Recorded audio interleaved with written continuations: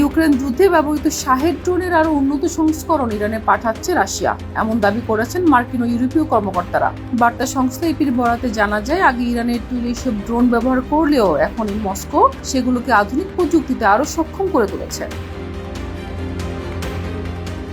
নতুন সংস্করণে ড্রোনে যুক্ত করা হয়েছে জেট ইঞ্জিন, কৃত্রিম বুদ্ধিমত্তা ভিত্তিক নেভিগেশন, উন্নত জ্যামার প্রতিরোধী ব্যবস্থা এবং স্যাটেলাইট ইন্টারনেট প্রযুক্তি। ধারণা করা হচ্ছে এসব ড্রোন তেহরানে পাঠানো হচ্ছে এবং আজারবাইজান হয়ে মানবিক সহায়তা আড়ালে সড়ক পথে পরিবহন করা হতে পারে। তবে এটি এককালীন নাকি নিয়মিত সরবরাহ তা এখনও নিশ্চিত নয়। অভিযোগ অস্বীকার করে ক্রেমলিনের মুখপাত্র দিমিত্রি পেসকভ একে সম্পূর্ণ মিথ্যা বলে উল্লেখ করেছেন। অন্যদিকে হোয়াইট হাউস জানিয়েছে, ইরান যেখান থেকে সহায়তা পাক না কেন তা তাদের সামরিক অভিযানের উপর প্রভাব ফেলবে না। Desk report, Bangladesh guardian.